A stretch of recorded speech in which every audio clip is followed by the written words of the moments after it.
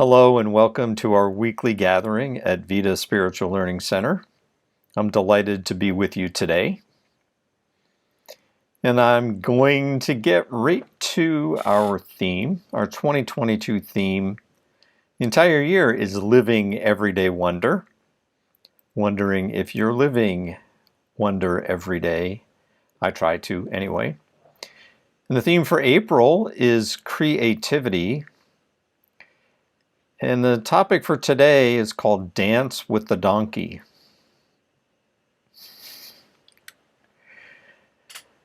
And for those who enjoy reading as a spiritual practice, the 2022 CSL themes use a book for the entire year and then one book per month. And the book for the entire year is called Ordinary Wonder by Charlotte Joko Beck. And the book for the month of April is called Divine Audacity by Linda Martella Whitsett. Now this day, April 10th, 2022 of the Gregorian calendar is an interesting period of time because all three of the major Abrahamic faith traditions are observing important holidays. So Christians are observing Easter, and today is Palm Sunday as part of that beginning of that Holy Week. Muslims observe Ramadan, are in the observance of Ramadan, and Jews are observing Passover. And of course, each of those has its own powerful and transformative message and mythology. And today's CSL message, as I mentioned, is Dance with the Donkey. Now, a donkey symbolizes a lot of things. It can symbolize obstinance or inertia or resistance. In A.A. Milne's Winnie the Pooh stories, the character of Eeyore is a donkey, and it's negative and critical of everything, kind of not well informed. And a donkey also symbolizes sort of a steadiness, a perseverance, something that's hardworking. And in some cultures, a donkey symbolizes peace and triumph. And that's as opposed to, say, a horse that symbolizes war. You know, in those mythologies, a warrior goes to war on a horse and returns in peace on a donkey. Now, Palm Sunday, as most know, is the story of Yeshua's what is termed triumphant ride into Jerusalem on a donkey. And his followers cover the path the donkey is walking with palms and garments. Now, this story of Yeshua's ride on a donkey into Jerusalem is not too unusual. It was a common thing for Jews to travel to Jerusalem to celebrate Passover. That's normal. But this normal practice was kind of enhanced and embellished, one, to make it more memorable, but it was also to try to conform it to Jewish prophecy. And Jewish prophecy describes its next leader as a Prince of Peace. And the Hebrew prophets had distinguished this new leader from previous leaders, because the previous leaders were called for specific purposes at specific times, to be warriors, to be defenders, or to demonstrate overcoming some flaw in their role as leader of the Hebrew people. So it's fitting that folks of that time placed what they believed to be or hoped to be the Prince of Peace on a donkey. And to Near Easterners, that was considered a symbol of peace, somebody riding on a donkey, and in this case, riding on a donkey, entering Jerusalem, and the loose translation of that city name is a city of peace.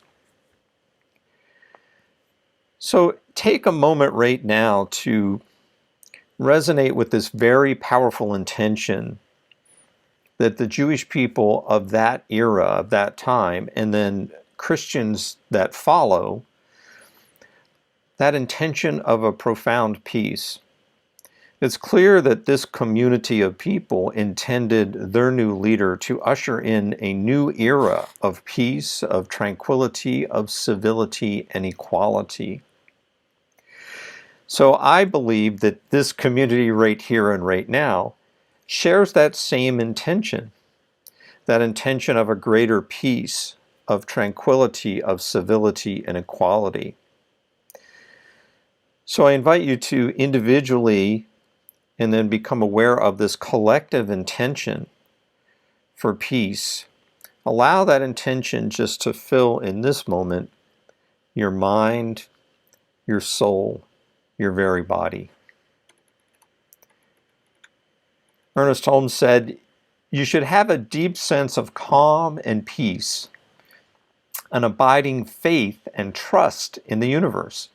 This is the essence of faith and the beauty of religion." And is this not a beautiful holiday? Now, Dance with the Donkey brings up 4 words for me: resistance, persistence, perseverance, and acceptance. Now, each of those words can have a positive or a negative connotation.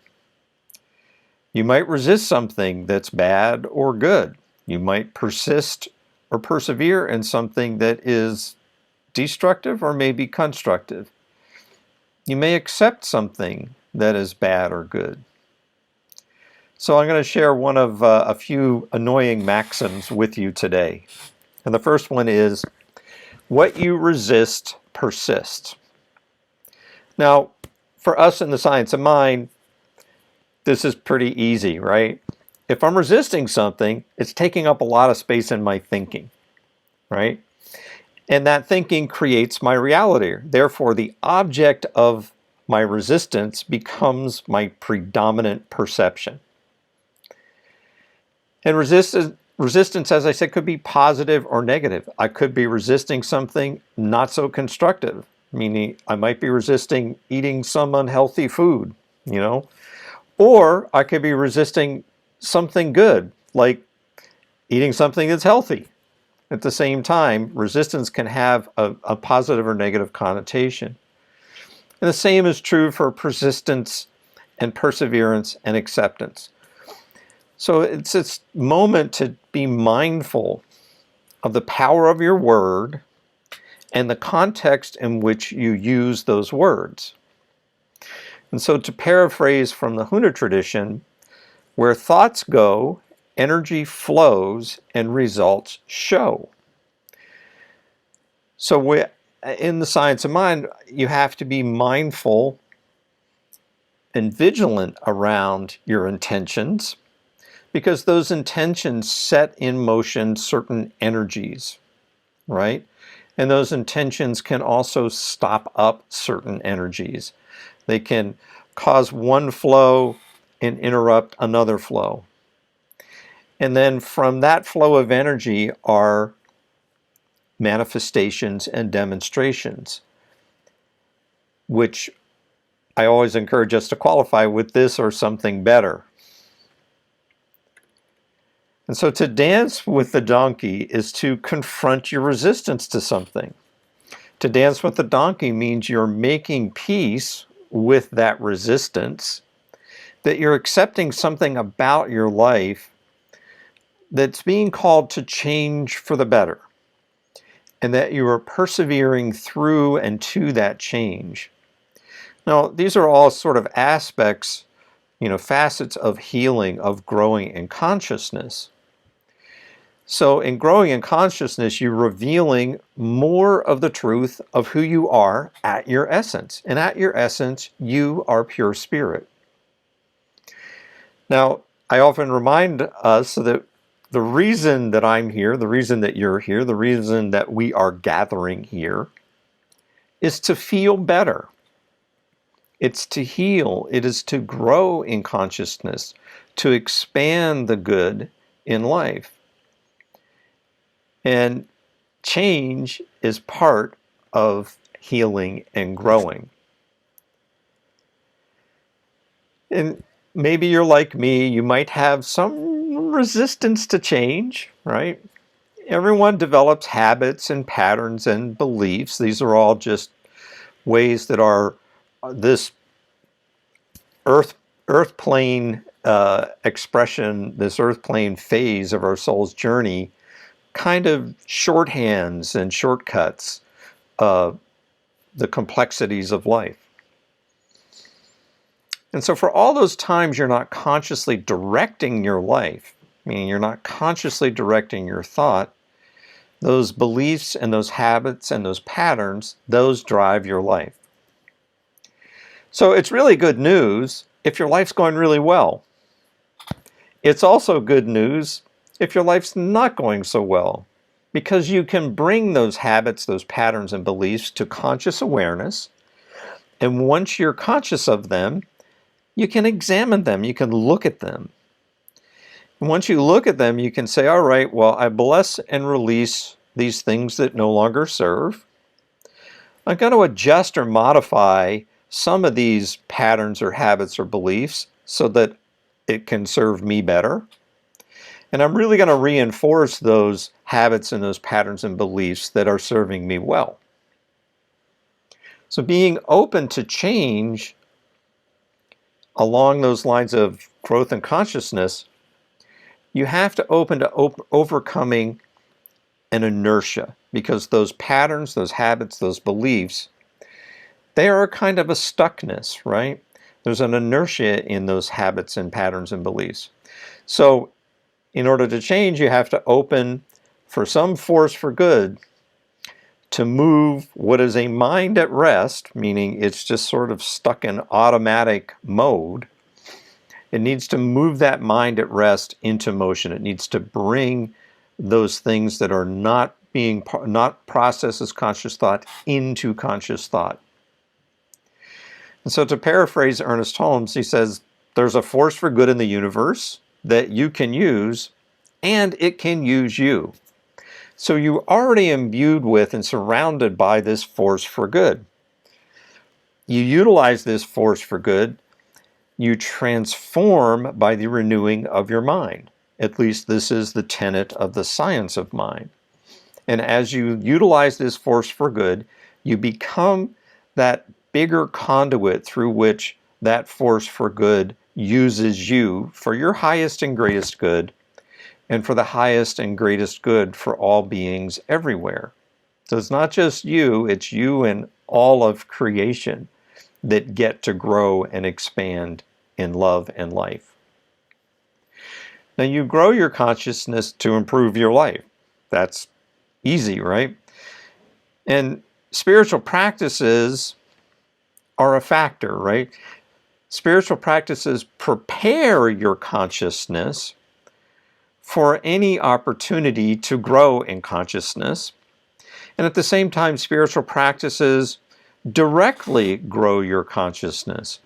So part of it is making yourself available, and the other part of it is that you're actually growing your consciousness by meditating, by affirmatively praying, by doing some form of spiritual study or reading, by applying journaling as a spiritual practice, by visioning, by opening to that high idea for your life, to giving yourself over to sacred service, to seeing your spiritual counselor, to tithing, and to join together like we are right now in beloved community. Now, even with an effective and consistent spiritual practice, your consciousness can be triggered. You can be called or forced or urged to grow in some way.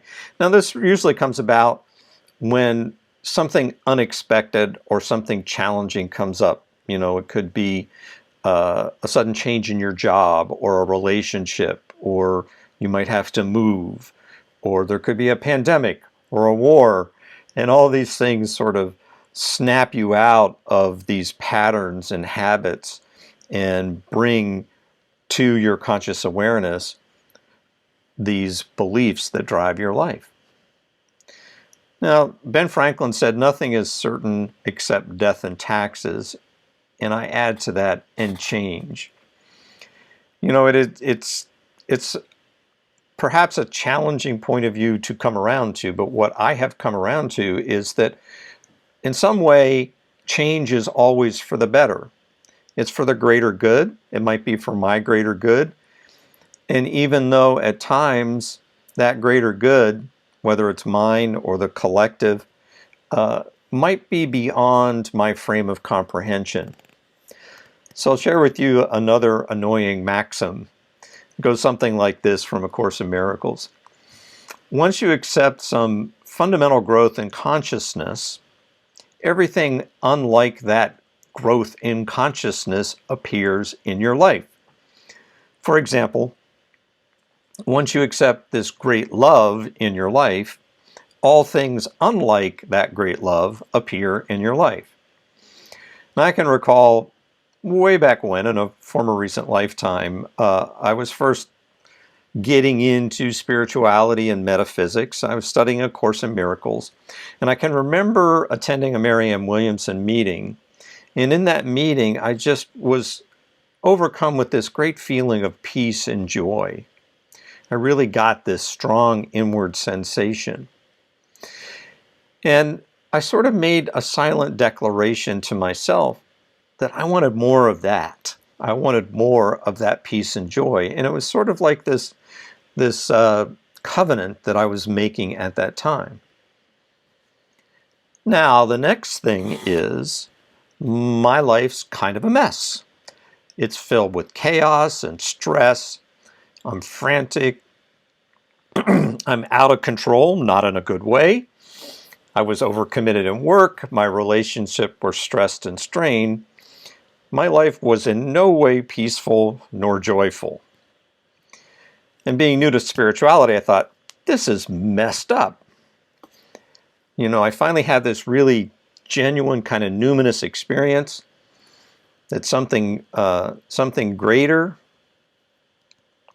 is possible in my life, so much so that I really have this conscious choice around it, and I've made this choice and I'm getting the opposite. Now, there's a kind of genius to living spirit, right? At that time, my conscious mind needed to perceive my life more accurately, right? It needed to perceive my life based on this new context of feeling more peace and more joy. And it was bringing my life in front of me in a way that was showing it the ways that it was not peaceful or joyful. Even though I had that mental equivalent now, I had that interior experience. Now, mind you, my life had not changed on the outer at all. What had changed was my perception of my life.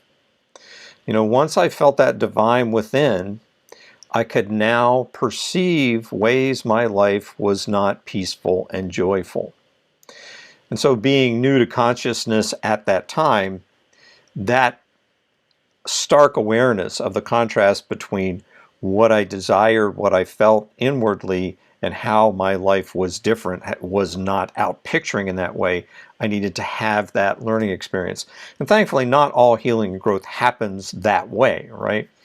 After decades of spiritual practices, most of my healing and growth occurs much less dramatically and much more compassionately. And even though I'm a few more steps along on the path of consciousness, sometimes I still come across life challenges where habits, for patterns, and beliefs are at odds with that good I envision. And in those instances, I'm kind of snapped to an honest perception of my life. I am awakened to the things that I had been asleep to. Stuff comes up, and stuff comes up to be healed. It comes up to be modified. It comes up to be blessed and released, so that greater good can circulate in my life and the lives my life touches.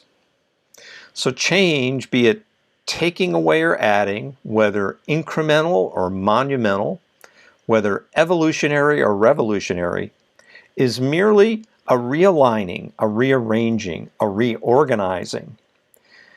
So that's what's happening in you as you change. You are realigning, you are rearranging, you are reorganizing.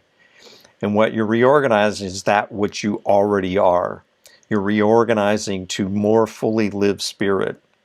You're reorganizing to circulate the compassion, the light, and love of living God. So let's turn our attention inward. And I call to heart and mind the love and light of living spirit, that presence and power, that intelligence and creativity, that compassion, the joy and peace that is living God. And I know that presence and power to be everywhere and within. And knowing that is true for me, I know this is true for all beings everywhere. That you and I are indeed extensions and emanations from the mind of God.